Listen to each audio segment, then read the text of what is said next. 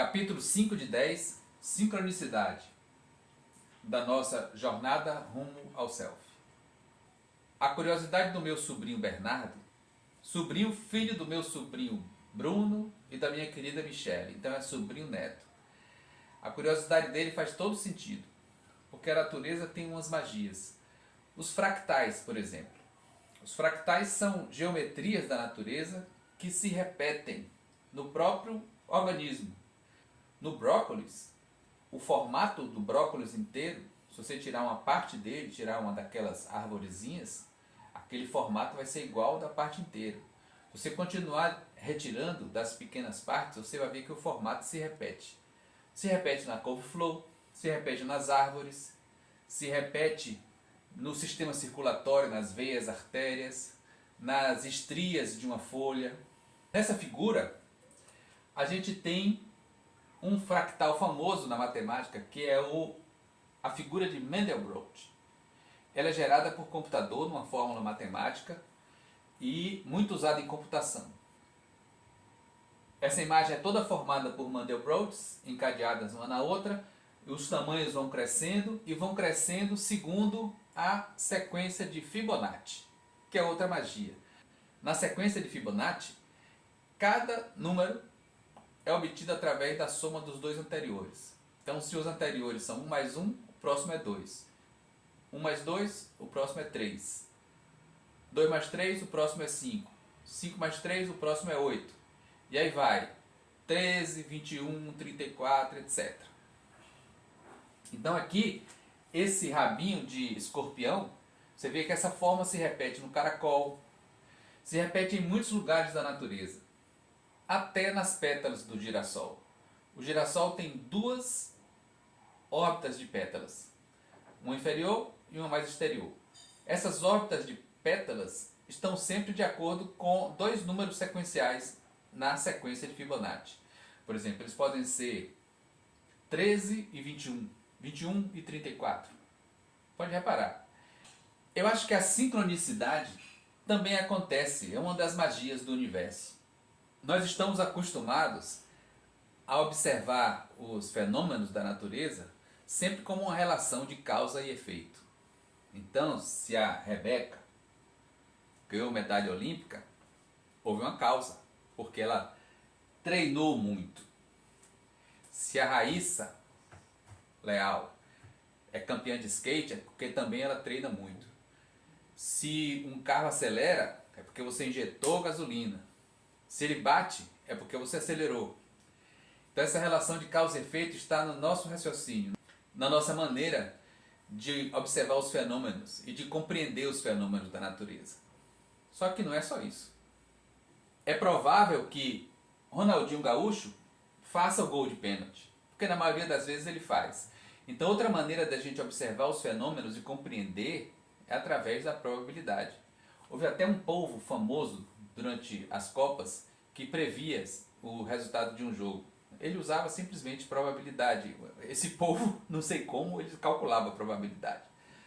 Mas a probabilidade é outra maneira de a gente perceber, de a gente aceitar os fenômenos da natureza, de a gente tentar explicar os fenômenos. Essa explicação dos fenômenos através da probabilidade pode surpreender. Quer ver? Tem 50 pessoas aqui. Qual a probabilidade de você, nessa sala de 50, ter duas pessoas que façam aniversário no mesmo dia? Maior que 50% essa probabilidade? Menor que 50%? Eu calculei essa probabilidade. E olha, eu sou certificado pela Universidade de Harvard em probabilidade. Também em Machine Learning, Data Science, modelagem estatística. E eu calculei esse valor e deu 56%. Incrível que às vezes a própria probabilidade explique coisas que parecem inexplicáveis. Por exemplo, dois colegas aqui podiam se surpreender por fazer aniversário no mesmo dia. Poxa, mas que incrível! Acontece que entre os 50, a chance de dois fazer aniversário no mesmo dia é de 56%. Olha o que Niels Bohr descobriu. As partículas quânticas, elas têm diversas grandezas. Elas giram em torno de um eixo, elas giram, fazem rotação, elas giram na diagonal. Então, Niels Bohr descobriu que existem partículas quânticas emaranhadas, que uma interfere na outra. Então existem algumas casadas, enquanto que uma gira, por exemplo, no sentido horário, a outra obrigatoriamente vai girar no sentido anti-horário. Descobriu essas propriedades da natureza. E aí é que vem o que é surpreendente. Elas podem estar coladinhas uma na outra, na órbita de um átomo, ou podem estar distantes. Não sei como, mas os físicos conseguiram separar duas partículas dessa. Por exemplo, uma em Marte e outra na Lua. E testaram o efeito, ou seja, obrigaram uma delas a trocar o spin, trocar o giro, trocar o modo como ela gira, de horário para anti-horário. Instantaneamente, a outra partícula trocou o seu spin para manter que ela é o inverso da partícula com quem ela é emaranhada. Isso é fantástico. Isso quer dizer que a distância e a velocidade da luz não tem nenhuma influência na comunicação entre essas duas partículas. Einstein ficava bolado com isso. Ele dizia, não existem fantasmas na natureza, Deus não joga dados, coisas assim. Ele e Niels Bohr tinham sempre umas divergências. Acontece que nesse caso, Niels Bohr tinha razão. Os computadores quânticos, eles utilizam as descobertas novas da física quântica para conseguir colocar numa partícula mais do que o 0 e 1 de estado. Então eles conseguem colocar numa partícula mínima 0, 1, vários bits. E imagine agora quando esses computadores conseguirem se comunicar à distância, ou seja, as partículas com as propriedades que Niels Bohr descobriu podem se comunicar à distância. Graças a essas magias da natureza, a velocidade dos computadores quânticos tendem a ir se aproximando do infinito. Imagine duas memórias de comunicação instantânea. Então nós temos a causa e efeito, probabilidades, temos os efeitos quânticos e temos coisas que são coincidências. Eu estava na Praia do Forte e fui visitar um terreno que eu tinha comprado em Águas de Sauípe, era bem distante. O carro estava com 1/4 de tanque, mas eu achava que ia encontrar postos no caminho. E aí a gente foi seguindo pela continuação da Estrada do Coco, que passa pela Praia do Forte, mas chegou num determinado momento, simplesmente a estrada acabou. E eu já tinha gasto mais da metade do 1/4, ou seja, não podia voltar. Ficamos ali, eu e um menino de 6 anos pensando que solução a gente podia dar para esse caso. E do nada, a gente viu um menino chegando, ele estava montado num burrinho.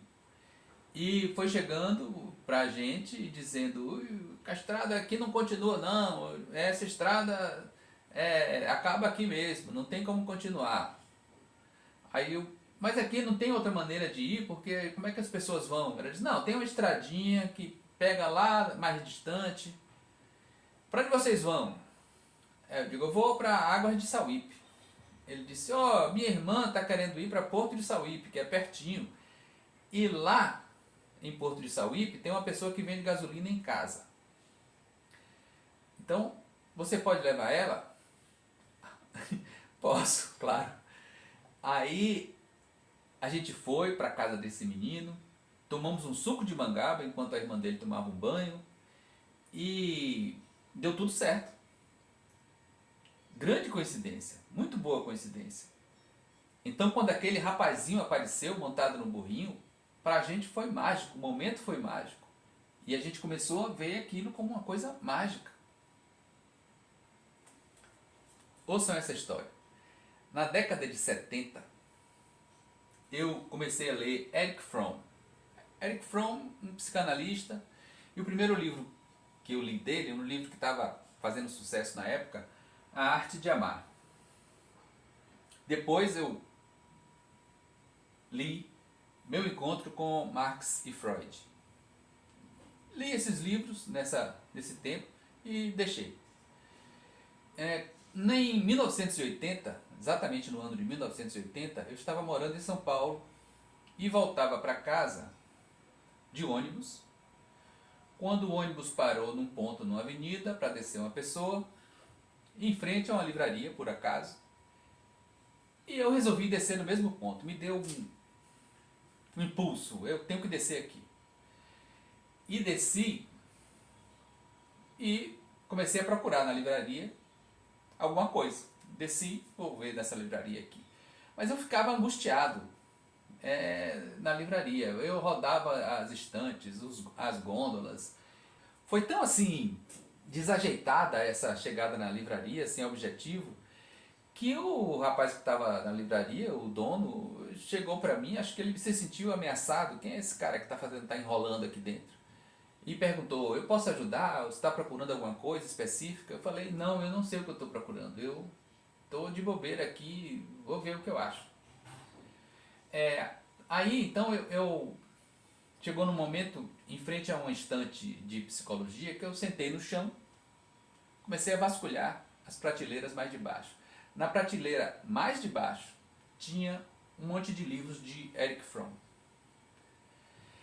Eu comecei a sentir uma certa distensão.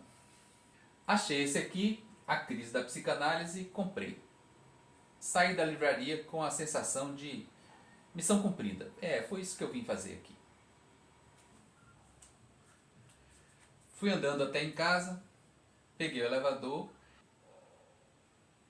e entre o elevador e a porta do meu apartamento, o vizinho, com a porta aberta, ouvindo rádio, eu ouvi a seguinte notícia: morreu hoje o psicanalista humanista Erich Fromm, autor do livro A Arte de Amar, de muito sucesso, blá blá blá blá blá. Nesse momento eu entendi tudo o que tinha acontecido comigo na livraria.